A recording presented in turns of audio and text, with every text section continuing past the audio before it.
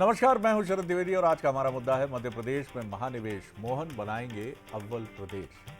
तो किस तरह से 2 दिन प्रधानमंत्री पहले दिन और समापन वाले दिन ग्लोबल इन्वेस्टर समिट के नंबर 2 केंद्र सरकार में केंद्रीय गृह मंत्री अमित शाह जी का आना, क्या है मायने, मध्य प्रदेश क्या वाकई अव्वल प्रदेश बनने की तरफ बढ़ चला है और क्या निवेश की बारिश हुई है। तमाम बातें हैं, बड़े सवाल हैं। पहले देखेंगे ये रिपोर्ट, तो डिबेट की तरफ चलें।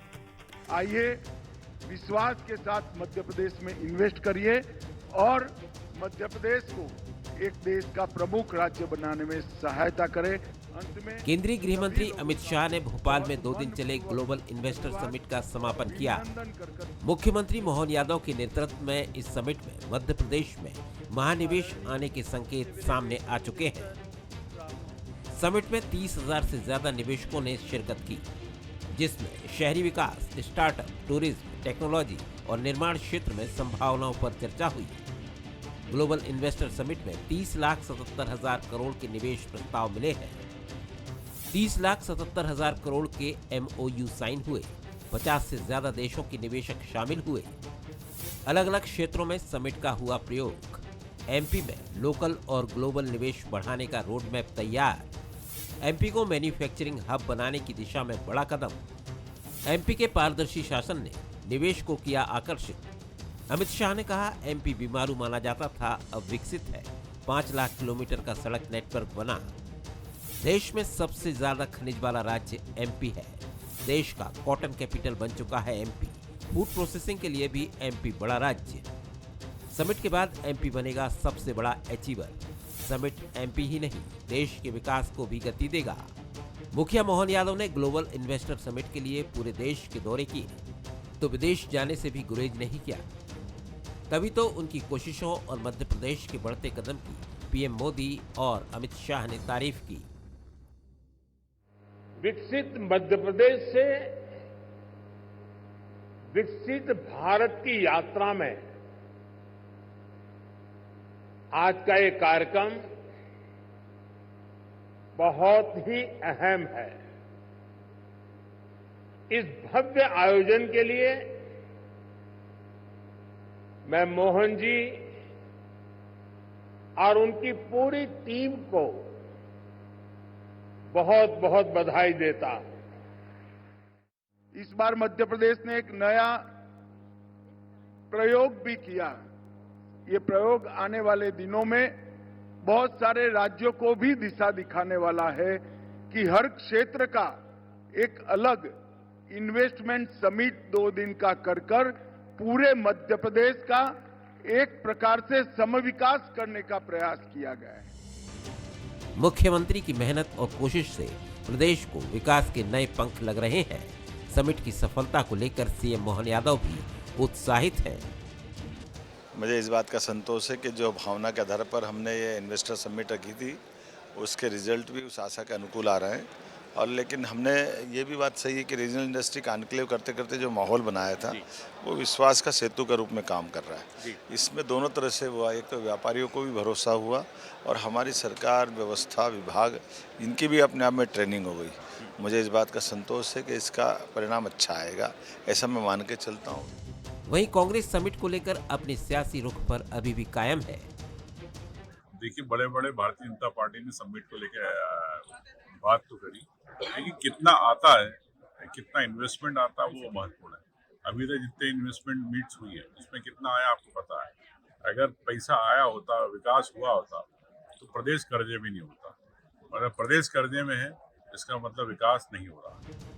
कुल मिलाकर 2 दिन के मंथन के बाद प्रदेश को महानिवेश के रूप में अमृत मिला है, जिसने मध्य प्रदेश को मालामाल करने की राह खोल दी है।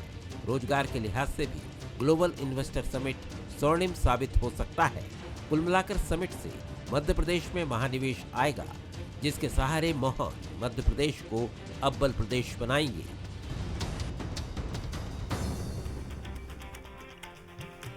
तो बहुत ही अलग तरह का माहौल तो ज़रूर देखा गया इस इन्वेस्टर समिट में, क्योंकि जहां प्रधानमंत्री खुद इनॉग्रेशन के दिन उपस्थित हों, समापन के दिन अमित शाह जी केंद्रीय गृह मंत्री उपस्थित हों और प्रधानमंत्री जहां इन्वॉल्व होते हैं वहां PMO इन्वॉल्व होता है, और वो सीएमओ से यानी मध्य प्रदेश के मुख्यमंत्री कार्यालय से निरंतर उसका संपर्क बना रहा होगा।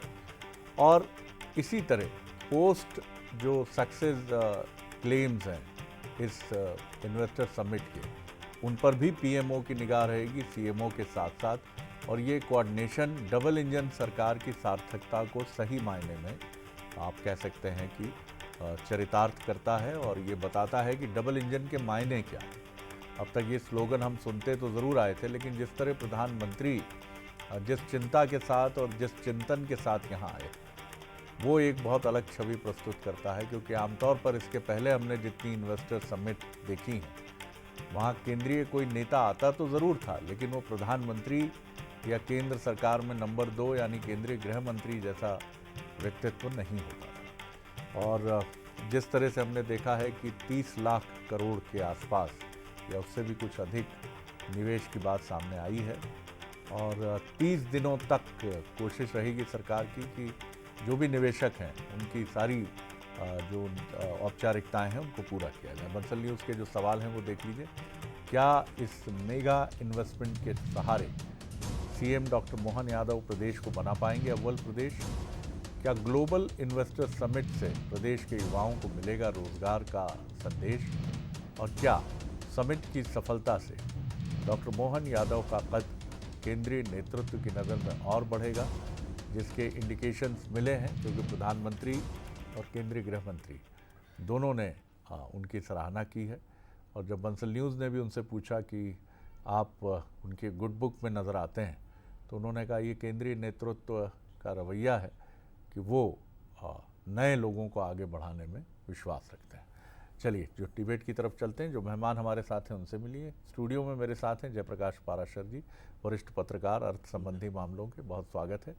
और कांग्रेस और बीजेपी से जो हमारे साथी हैं, मिथुन अहिरवार हैं, युवा नेता हैं, प्रवक्ता हैं, आर्टिफिशियल इंटेलिजेंस पर पीएचडी करने वाले हैं, उनका बहुत स्वागत है। और साथ ही ब्रिज गोपाल लोया जी हैं, धीर गंभीर और चिंतनशील राजनेता हैं, बीजेपी के प्रवक्ता हैं, उनका भी बहुत स्वागत है। कैसे देखते हैं जयप्रकाश जी, आप कितना आपने अब तक मध्य प्रदेश की पहले की भी इन्वेस्टर्स मीट को देखा है, ये मीट आपको कितनी डिफरेंट लगी? और जैसा हम सोच रहे हैं कि पीएमओ भी इन्वॉल्व हुआ होगा इसमें ज़ाहिर तौर पर सीएमओ के साथ, फिर अमित शाह आए हैं तो जाहिर तौर पर वो ये भी जानना चाहेंगे कि दो बड़े नेता हैं तो सारी चीज़ें ठीक से ज़मीन पर उतरें। यानी ये केंद्र और राज्य के समन्वय का एक बड़ा अच्छा उदाहरण दिखा है हमको।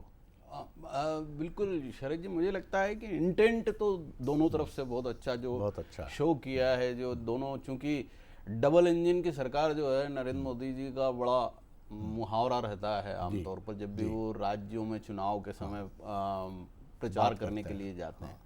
तो मुझे लगता है कि इस वजह से इस बार अगर हमें कुछ जो बात सबसे ज़्यादा दिखाई देती है वो ये है कि तकरीबन, मुझे शायद एग्जैक्ट संख्या नहीं पता, लेकिन 10 केंद्रीय मंत्रियों की भागीदारी की बात इस बार हुई थी। तो काफ़ी मंत्री इस बार हिस्सेदारी करते हुए नज़र आए। और मुझे ऐसा लगता है कि ये बात काफ़ी निर्णायक साबित हो सकती है कि सभी पक्षों को, स्टेक होल्डर्स जो भी एक इकोनॉमी को आगे बढ़ाने के लिए बहुत सारी चीज़ें लगती हैं, उनमें चूँकि मध्य प्रदेश एक ऐसा राज्य है जिसको अपनी औद्योगिक पहचान बनाना है, जैसा तमिलनाडु, गुजरात, महाराष्ट्र जैसे राज्य पहले बना चुके हैं। तो उसके लिए हमें स्ट्रक्चरल सुधार करने होंगे। स्ट्रक्चरल सुधार के लिए केंद्र सरकार का, राज्य सरकार के विभिन्न एजेंसियों का, ढांचों का जो मंजूरियां देती हैं, ऐसी तमाम एजेंसियां और करों से संबंधित जो भी विभाग हैं, उनका पॉलिसी को इम्प्लीमेंट करना, लोगों को मंजूरियों को आसान बनाना, ये सारा एक वातावरण बनाने की ज़रूरत है। जैसे लॉजिस्टिक्स हब बनाने की बात चल रही है, तो ये इसके लिए ये बड़े स्ट्रक्चरल रिफॉर्म्स हमें राज्य में चाहिए, और वो करने के लिए सभी पक्षों को एक मंच पर आना अच्छी बात है। बिल्कुल आपने सही कहा। इस बार मैंने ये भी देखा कि हमने अपनी स्ट्रेंथ पर, मध्य प्रदेश ने अपनी स्ट्रेंथ पर बात की है, निवेश की, कॉटन की बात की है कि ये कॉटन का एक बड़ा हब है देश में, और टेक्सटाइल इंडस्ट्री इस समय काफ़ी ग्रो कर रही है पूरी दुनिया में, और भारत उसमें काफ़ी अच्छी भूमिका प्ले कर सकता है, ख़ासतौर से बांग्लादेश के डिबेकल के बाद जिस तरह से बांग्लादेश में हालात बने। तो इसी तरह आईटी की बात है, माइनिंग की बात है, टूरिज्म की बात है, यानी आप बियॉन्ड नहीं गए अपनी स्ट्रेंथ से बाहर। मिथुन जी, आप किस तरह देखते हैं? एक ईमानदाराना कोशिश की ज़रूरत हमेशा रही है। आपकी सरकारें जब रहीं तब भी ये दावे हुए, और कोई भी सरकार ये सोच कर तो पहल कभी नहीं करती कि नतीजे नहीं आएंगे और सब कुछ आईवॉश होगा। ये अलग बात है कि पक्ष विपक्ष अपने अपने नज़रिए से देखते हैं, लेकिन कांग्रेस क्या सोचती है और किस तरह देखती है इन्वेस्टर समिट को? देखिए, हमारे प्रदेश अध्यक्ष जीतू पटवारी जी ने पहले ही स्पष्ट किया है कि इस तरीके के जो भी इन्वेस्टमेंट समिट होते हैं ये प्रदेश के हित में होते हैं। यदि इंडस्ट्रीज आएंगी, रोजगार मिलेगा और प्रदेश को तरक्की मिलेगी तो मध्य प्रदेश की जो जनता है वो लाभान्वित होगी। लेकिन जब सरकारों की बात आती है तो सरकारों के बीच भी एक कॉम्पिटिटिव स्पिरिट होना चाहिए। हमने दावे किए तो हमने प्रमाण भी दिए। हमने ये भी कहा कि अगर पीथमपुर ने कांग्रेस पार्टी ने जमीन दी तो वहां एक औद्योगिक क्लस्टर बना। अगर मंडीदीप में कांग्रेस पार्टी ने जमीन दी तो वहां उद्योग स्थापित हुए। अगर गोविंदपुरा क्षेत्र में कांग्रेस पार्टी ने जमीन दी, चाहे प्रेस कॉम्प्लेक्स की बात कर ली जाए तो प्रेस उद्योग में तो नहीं आता, लेकिन बहुत सारे जॉब्स वहां से जनरेट हुए। तो ये सब काम हमने कर करके दिए। लेकिन भारतीय जनता पार्टी की ओर जब आए तो भारतीय जनता पार्टी की सरकारों ने प्रयास तो किए, लेकिन जब हम देखते हैं कि इन्फोसिस से आपको जमीन वापस लेनी पड़ी, जब आपको रिलायंस से जमीन वापस लेनी पड़ी, टीसीएस से आप जमीन वापस ले रहे हैं, तो मतलब कॉन्क्रीट वहां पर कुछ हुआ नहीं। चलिए आंकड़ों पर आते हैं। हमारी 15 महीने की सरकार थी, 74,000 करोड़ के निवेश प्रस्ताव आए मैग्निफिसेंट मध्य प्रदेश के जरिए, 30,000 करोड़ रुपए उसमें से धरातल पर आए। यानी कि कुछ 40% जो वादे किए गए थे उसमें से धरातल पर पहुंची चीज। भारतीय जनता पार्टी की सरकार में अब तक का जो कार्यकाल है 239 महीनों की इनकी सरकार है, तो उसमें अगर 32 लाख करोड़ रुपए के प्रस्ताव आते हैं और उसका 3.5 लाख करोड़ ही ठीक से इंप्लीमेंट हो पाता है, यानी कि 10% ही आप उसे कन्वर्ट कर पाए, तो आपको विपक्ष का सहयोग है। आप इसको और बेहतर कैसे कर सकते हैं और हमारी सरकारों से कॉम्पीट करिए, हमारे कन्वर्जन रेट से कॉम्पीट करिए। अभी हमारे पत्रकार साथी ने बहुत अच्छी बात कही, तमिलनाडु, गुजरात, महाराष्ट्र, इन सब राज्यों को डेवलप करने का श्रेय भी कांग्रेस पार्टी को अपने कार्यकाल में जाता है। तो यहाँ हमारी सरकारों को जब जब मौके मिले हमने वो प्रमाण स्थापित किए जो कॉन्क्रीट के रूप में आज स्थापित है कि हमने ये काम किए। आपकी सरकार आई है तो आपको बताना चाहिए कि शिवराज जी के समय, मतलब ये जो अभी के निवेश प्रस्तावों की यदि बात की जाए तो 30 लाख करोड़ रुपए बताया जा रहा है। मतलब शिवराज जी के पूरे कार्यकाल में जो निवेश प्रस्ताव है उतना यदि मोहन यादव जी 1 साल में ले आए तो शिवराज जी ऐसा क्या नहीं कर रहे थे जो मोहन यादव जी कर रहे हैं, उस पर विचार करिए। और कांग्रेस पार्टी का पूरा विपक्ष के रूप में आपको सहयोग, लेकिन जो वादे और दावे हैं उनको धरातल पर लाइए और हमसे बेहतर करके दिखाइए। जी, मुझे लगता है कि अभी तक सारी बातें अतीत की हैं और समय थोड़ा मिलना चाहिए, क्योंकि आने वाले 5-6 महीनों में एक साफ तस्वीर उभर कर सामने आएगी कि कितने प्रोजेक्ट मध्य प्रदेश में ज़मीन पर उतर रहे हैं। लोया साहब, आप क्या कहेंगे? कांग्रेस ने अपनी बात रखी है जी। शरद जी, सबसे पहले तो मैं आज केवल इतना कहना चाहता हूं कि आज ये मध्य प्रदेश के लिए ऐतिहासिक दिन। मध्य प्रदेश के संसाधनों की ब्रांडिंग सरकार ने की, और ये ठीक है कि भारतीय जनता पार्टी के डॉक्टर मोहन यादव जी आज मुख्यमंत्री हैं, मगर हम जो ब्रांडिंग कर रहे हैं वो मध्य प्रदेश की कर रहे हैं, ना तो भारतीय जनता पार्टी की कर रहे हैं, ना किसी व्यक्ति की कर रहे हैं। दूसरी बात, ये अपने आप में एक बहुत गर्व की और गौरव की बात होती है कि हम पर सीट्स कम पड़ जाएं। ये मध्य प्रदेश के और मध्य प्रदेश की सरकार के प्रति विश्वसनीयता दिखाता है दुनिया और देश के उद्योगपतियों में, जो इन्वेस्टर्स हैं उनमें, कि हमें 25,000 से ज्यादा पंजीयन प्राप्त हुए। उसके बाद 60 से ज्यादा देशों के प्रतिनिधियों ने उसमें हिस्सा लिया। और सबसे महत्वपूर्ण बात यह है कि 9 बड़े विकसित से देश कहे जाने वाले इटली, जर्मनी, जापान, रशिया, ये तो हमारे होस्ट पार्टनर थे। जर्मनी भी यहाँ उसमें शामिल है, तो ये हमारे होस्ट पार्टनर थे।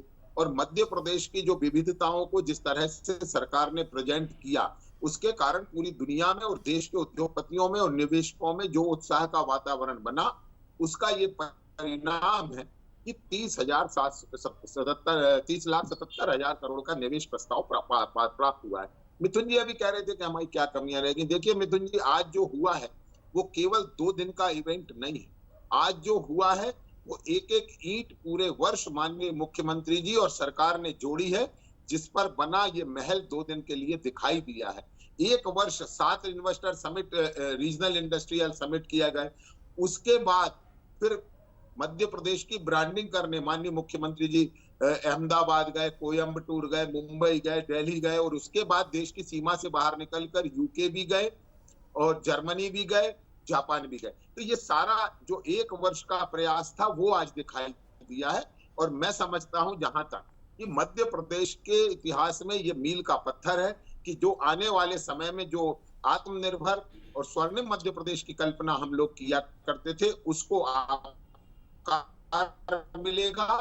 जो आने के इच्छुक युवाओं को 15 से 20 लाख तक रोजगार के अवसर इसमें उपलब्ध हो सकते हैं। और एक बात मिथुन जी मैं फिर से कहूं, कई बार स्थिति ऐसी होती है कि उस दिन वो दिन उन चीजों का नहीं होता जिस दिन आप उसका प्रयोग करना चाहते हैं। आज दिन मध्य प्रदेश का है, मध्य प्रदेश की यश गाथा गाने का है।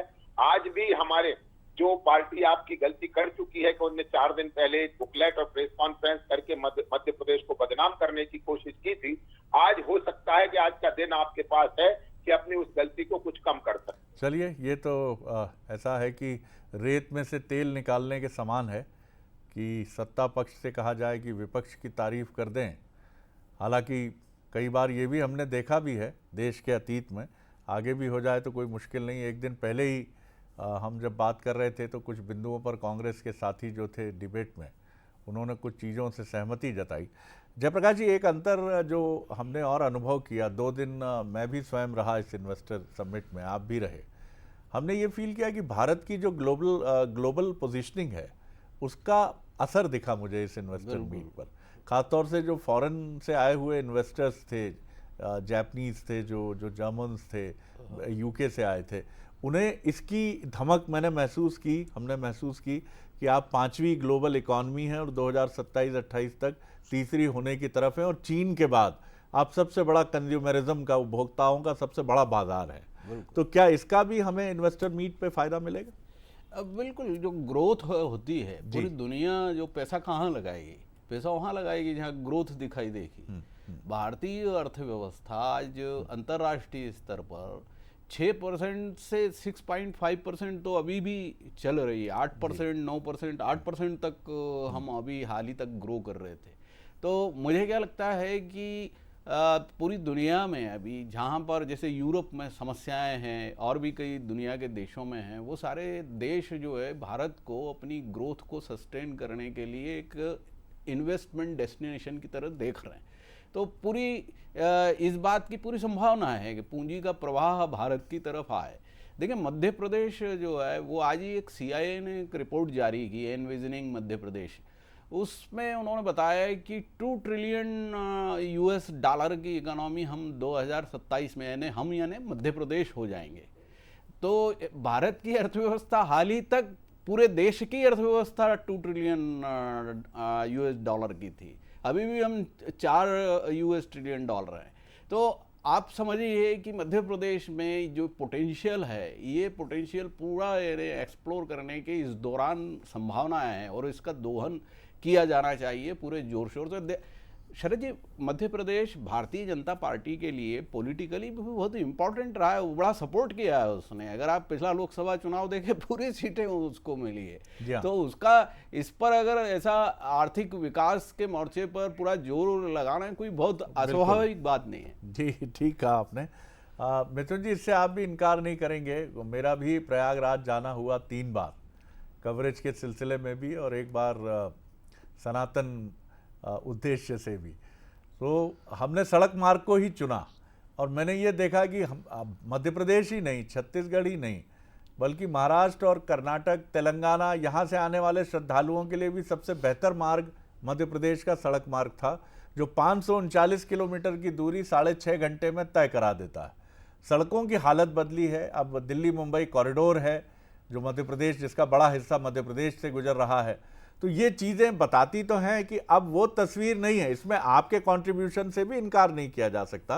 कांग्रेस और बीजेपी मैं कहूँगा, लेकिन अब बीजेपी बीते 2 दशकों से मध्य प्रदेश में सत्ता पर है, तो जाहिर है श्रेय के लिए उसके दावे अधिक हैं। जी सर, आपके साथ जब भी हम लोग चर्चा करते हैं तो तथ्यात्मक बातों को रखने की हमेशा कोशिश करते हैं। तो ब्रजगोपाल लोया जी ने जो बात कही, पहले उससे शुरू करेंगे कि आपने कहा कि 4 दिनों पहले हमने एक पुलिंदा सामने रख दिया। सर, सारे आंकड़े आपके सामने, कौन सा ऐसा आंकड़ा है जिसको आप झुठला सकते हैं? आप बता दीजिएगा मध्य प्रदेश बदनाम कैसे होता है? आपकी कमियां, आपकी खामियां यदि हम बता रहे हैं, आपको 239 महीनों का कार्यकाल यदि मिला है, अनवरत मिला है, तो आपसे अपेक्षा थोड़ी सी ज्यादा होती है। और जिस बिल्डिंग को आप ईंटों का महल बता रहे हैं, कहीं वो रेत का महल ना बन जाए, हमारा प्रयास विपक्ष के रूप में केवल इतना है। शरद सर ने जो बात कही बिल्कुल ठीक बात है। इस मार्ग से जिससे आप गए उससे हम इनकार नहीं करते, लेकिन सरकार का जो काम होता है वो काम हमें लगता है सरकार ने नहीं किया, क्योंकि जिन मार्गों को बनाया गया है, जितने किलोमीटर आप चलेंगे उतना तो आपको टोल पर टैक्स देना पड़ेगा। आप 1500 किलोमीटर चलेंगे तो 1500 रुपए का आपका फिर खर्चा हो जाता है। तो हमें सरकार से अपेक्षा है, यदि आप पीपीपी मॉडल में डाल करके उस अपनी जिम्मेदारी से हट करके दूसरे को दे दें। कुंभ में भी यही हुआ, अर्नस्ट एंड यंग नामक एक प्राइवेट कंपनी को इन्होंने ठेका दे करके रखा है। मध्य प्रदेश में हम बेहतर की उम्मीद कर रहे हैं। मध्य प्रदेश में अलग से एक डिसइन्वेस्टमेंट का इन्होंने एक मंत्रालय बनाया। कुछ समय पहले तो उसके मंत्री गोपाल भार्गव जी थे। अब आपने किनको वो जिम्मेदारी दे दी है? क्या उसे बंद कर दिया गया? और मध्य प्रदेश की जो संपत्तियां हैं उनको चलिए मैं जवाब लेता हूँ, वक्त बेच कम करके है। यदि आप जीडीपी बढ़ाना चाहते हैं तो ये बहुत प्रोग्रेसिव चीज नहीं है। नए आइडियाज लाइए, मध्य प्रदेश की ब्रांडिंग करिए, सही तरीके से करिए। मध्य प्रदेश को और लॉजिस्टिक ये का नए AI का हब आइडियाज बनाइए। आपकी तरफ से भी आमंत्रित हैं। जी जी आप बिल्कुल, भी सोचिए। हमने कहा जी, जी। जब कमलनाथ जी थे तो उन्होंने फैसला किया था मध्य प्रदेश को हम एआई का हब बनाएंगे। मध्य प्रदेश देश के बिल्कुल सेंटर में, हम इसको लॉजिस्टिक का हब बना सकते हैं, हम इसको इन्वेंटरी हब बना सकते हैं। ये सारी संभावनाएं आप मध्य कमोबेश प्रदेश ऐसे की वायदे चलाई- इस इन्वेस्टर समिट में भी। लोया साहब जवाब दीजिए। जी जी, लोया साहब आवाज पहुंच रही है? जी मुझे आ रही है। हाँ हाँ, आपको आ रही बताइए है? बताइए, आवाज जवाब दीजिए। नहीं देखिए, मिथुन जी विद्वान आदमी है, उन्हें आंकड़ों को भी एनालाइज करना चाहिए कि किस तरह मध्य प्रदेश में 90,000 किलोमीटर टूटी फूटी सड़कें थी, आज 5,12,000 किलोमीटर से ज्यादा बेहतरीन सड़कें हैं। मध्य प्रदेश में 2900 मेगावाट बिजली का उत्पादन था, आज हम इलेक्ट्रिसिटी सरप्लस स्टेट हैं। मध्य प्रदेश में लैंड बैंक 1 लाख एकड़ से प्लस बनाने का काम सरकार ने किया। ये कोई अचानक से नहीं हुआ, पहले नीतियों को पर काम हुआ, इंफ्रास्ट्रक्चर पर काम हुआ, तब ये आज स्थिति बनी है कि 30,77,000 करोड़ के निवेश मिले। मिथुन जी एक बात को आप समझ लीजिए कि लगातार प्रयास आपने भी किए होंगे, हम कोई प्रयास से इनकार नहीं करते हैं, मगर प्रयास करने की गति और उसके प्रति समर्पण वो कितना रहा ये बहुत महत्वपूर्ण है। आपने अभी कमलनाथ जी का नाम लिया। कमलनाथ जी की सरकार के दौरान 2019 में समिट हुआ और 1 वर्ष कमलनाथ जी मुख्यमंत्री रहे। 1 वर्ष में कुछ तो उपलब्धि आई होगी, कुछ तो आई होगी। 30,000 करोड़ रुपए का निवेश। चलिए चलिए चलिए चलिए, और 40% कन्वर्ट हुआ। वक्त अब मेरे पास नहीं है, वक्त नहीं है, वक्त नहीं है, लेकिन इतना दिल जरूर करता है कि जैसे कुछ मुद्दे होते हैं रक्षा के, अर्थ के, वहाँ ऐसा लगता है कि राजनीति नहीं होनी चाहिए। ये भी दिल करता है कि सरकार किसी की भी हो, अगर बीजेपी की है तो जीतू पटवारी और उमंग सिंगार जी भी वहाँ बैठे, और अगर कांग्रेस की सरकार है तो बीजेपी के टॉप लीडर्स उसमें जाके बैठे। ये कोई कपोल कल्पना नहीं है। अगर हमें भारत को आगे ले जाना है और उसमें हर पार्टी का कंट्रीब्यूशन है, तो आपको ये भी स्पिरिट अपने भीतर लानी पड़ेगी और cutting across the party line ये फैसले करने पड़ेंगे कि हम खूब लड़ेंगे, लेकिन कुछ मसलों पर हम लड़ेंगे नहीं, एक साथ बैठेंगे। और ये मसले जैसा मेरे जैसा ज्ञानी सोचता है कि देश की रक्षा, सुरक्षा और अर्थ संबंधी मामले हो सकते हैं। बहुत शुक्रिया मिथुन जी, बहुत शुक्रिया लोया साहब, बहुत धन्यवाद जयप्रकाश जी। आगे